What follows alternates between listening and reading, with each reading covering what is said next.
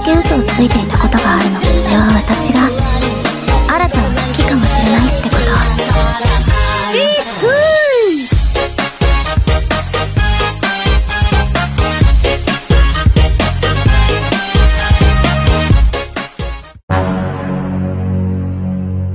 Cerita anime yang bisa membuat jiwa jomblo kalian meronta-ronta ini dilanjutkan dengan diperlihatkannya para saudara-saudara Oka yang nampak khawatir banget ya akan kepergian Oka yang tidak pulang-pulang dan pergi entah kemana.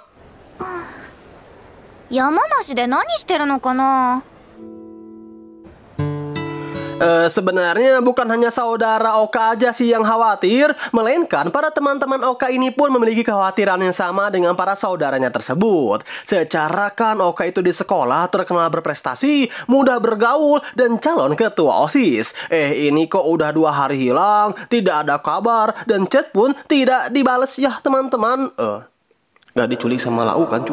Aing lagi. Tapi di tengah-tengah kekhawatiran mereka semua, tiba-tiba saja Bandri menemukan sedikit informasi tentang Oka. Yang kini ternyata si Oka sedang berada di Gunung Fuji. Entah apa yang Oka lakukan di Gunung Fuji, tapi yang pasti kabar dari keberadaan Oka ini makin membuat para saudara-saudaranya tersebut panik ya cuy ya. ふとした時にあの子思い詰めた顔を。Tapi ya berbeda dengan si NPC yang dari kemarin cuma plongo doang jir setiap ada masalah. Arata yang menyadari akan keberadaan Oka tanpa banyak basa-basi, Arata pun langsung bergegas untuk menyusul Oka ke Gunung Fuji. Meskipun keputusan Arata ini sempat ditentang oleh Bandri karena hari pun sudah mulai malam, tapi para harem Arata yang lain yang sadar bahwa Arata ini pasti bisa menemukan solusi dari masalah Oka dan membawanya pulang, di sini mereka semua justru mendukung penuh keputusan Arata untuk membawa Oka.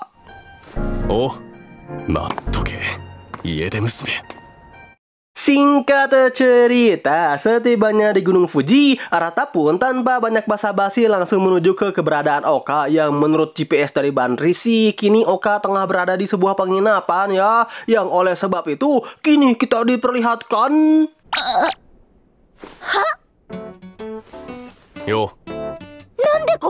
ya, meskipun pada awalnya Oka itu sempat bete sekaligus bingung ya kenapa si Arata itu bisa berada di tempat ini, tapi setelah Arata mengatakan bahwa ia kesini jauh-jauh cuman untuk menjemput Oka, banjir, baper buat Oka, nyesek buat aing.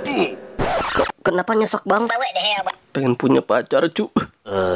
Sedangkan itu para saudara-saudara Arata yang ini nggak usah dianggap lah ya cu, yang mendengar kabar bahwa kini Arata sudah menemukan keberadaan Oka, tentu dong mereka semua nampak terlihat bahagia sekaligus tenang, tapi tidak dengan Mamang Aratawa, sebab kini kan penginapan sedang penuh dan sang pemilik penginapan pun mengira bahwa Arata ini adalah kakak dari Oka. Maka dari itu Arata pun tidak memiliki pilihan lain selain harus satu kamar bareng dengan Oka.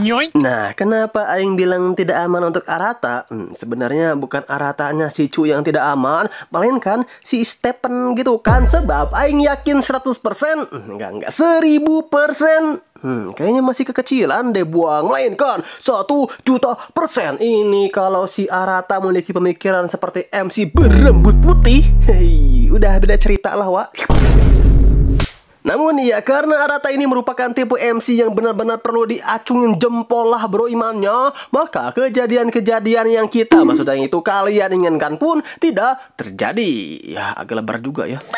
Tapi di luar itu semua, Arata yang penasaran akan alasan Oka yang tiba-tiba saja kabur dari rumah dan pergi ke Gunung Fuji, di sini Arata pun menanyakan hal tersebut kepada Oka. Oka yang mendengar pertanyaan dari Arata pun menjawab bahwa alasan kenapa ia pergi dari rumah ke Gunung Fuji berhari-hari itu adalah karena Oka penasaran dengan Gunung Fuji, yang kata sang ayah kan Gunung Fuji ini merupakan tempat pertama dirinya dengan sang almarhum ibu bertemu. Sekaligus Oka itu penasaran akan sebuah takdir yang dinamakan takdir cinta.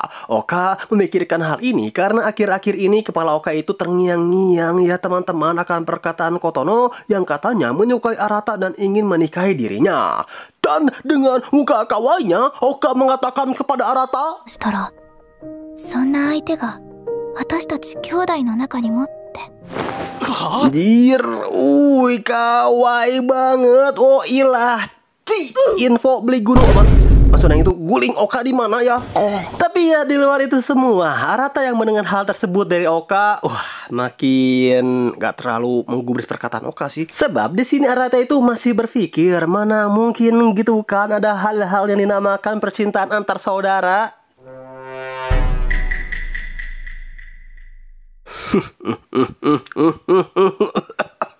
Anjing kesel loli. What the dog doing?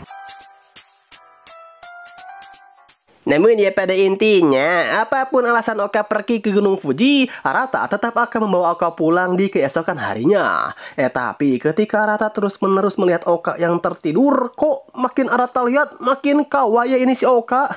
Kemana aja Anda selama ini kocak? Namun di keesokan harinya ketika Arata baru saja bangun dari tidurnya, lah kok hilang?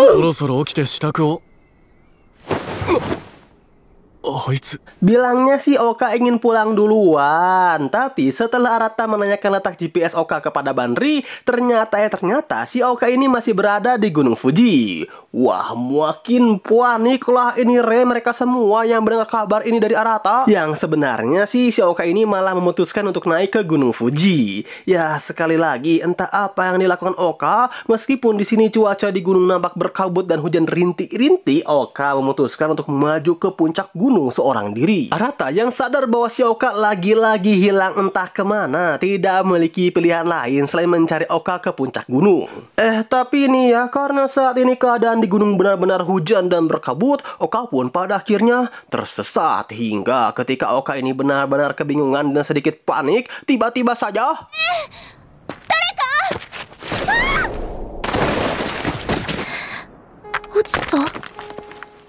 wah nih kau dede. Ya, Oka tergelincir hingga menyebabkan kaki Oka terluka cukup parah.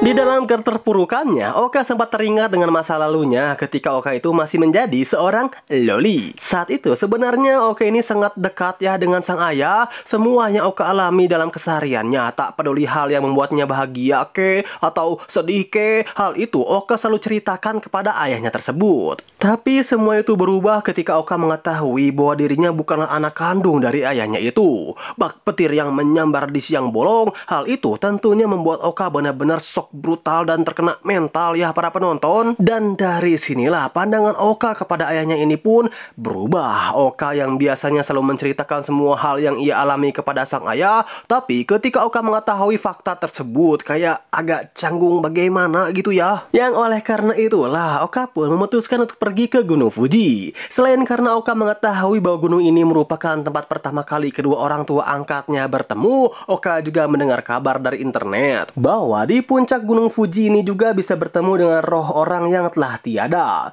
Yang oleh sebab itu, alasan Oka setiap hari ke puncak gunung itu adalah karena Oka ingin bertemu dengan roh sang ibu untuk menceritakan semua keluh kesah yang Oka rasakan akhir-akhir ini. Tapi ya cerita tetaplah cerita ya para penonton. Mau Oka ke puncak Gunung Fuji sampai hari kiamat pun, roh sang ibu tidak akan pernah datang menghampiri Oka. Namun ketika Oka ini sudah benar-benar pasrahkan kehidupannya yang kini benar-benar terjebak di gunung seorang diri dengan cuaca gunung yang benar-benar dingin serta tanpa perbekalan sedikit pun, tiba-tiba saja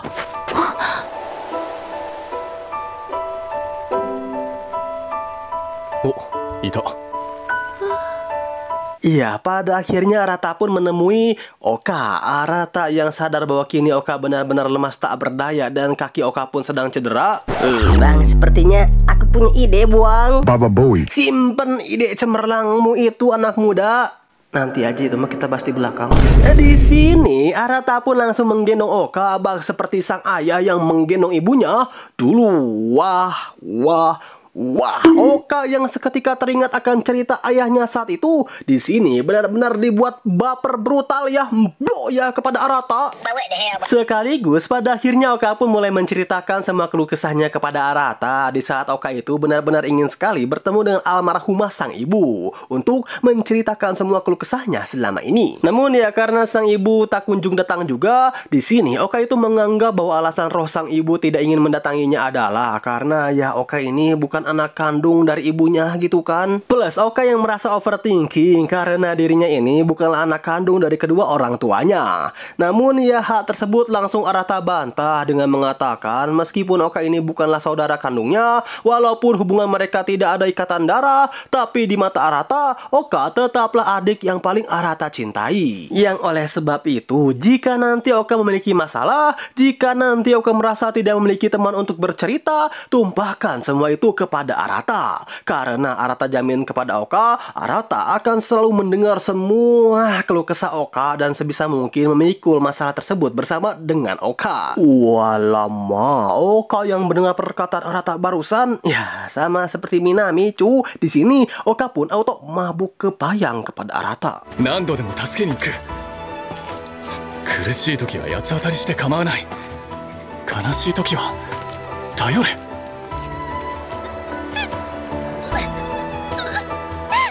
And ya, pada intinya setelah Oka berhasil diselamatkan, masalah Oka pun berhasil diselesaikan, maka kini kita diperlihatkan Oka dan Arata yang memutuskan untuk pulang dan langsung dijemput oleh saudara-saudara mereka dan ya seekor NPC cuy yang pelongo doang dari kemarin. Ita, sini, Oka-chan. Hontou da, yokatta.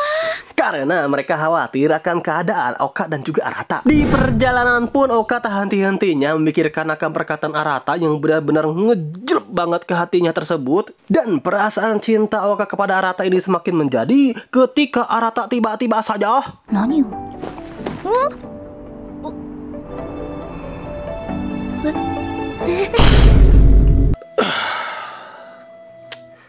Aduh, udahlah, udah. Anjing kehabisan kata-kata aing untuk mendeskripsikan keuuan pada anime ini yang benar-benar pengen nyandar di bahu cewek cu. Raul. Sini bang, nyender sama aku aja bang. Enggak, takut dilodok. What the hell, boy? Namun bro, masalah belum berhenti sampai sini saja. Sebab ketika mereka semua sudah tiba di rumah, mungkin karena Arata ini kecapean atau bagaimana begitu ya, di sini Arata tiba-tiba saja terkena demam tinggi. Nah, barulah kang seekor NPC ini ada fungsinya juga. Apa tuh abangku? Ya, cuman gendong Arata doang sih ke kamarnya.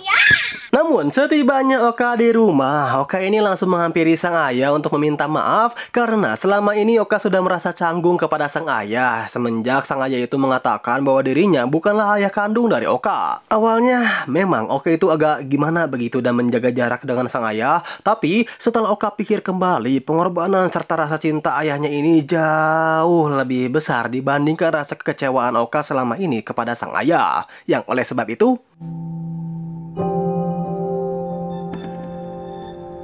Arigatou, Oka.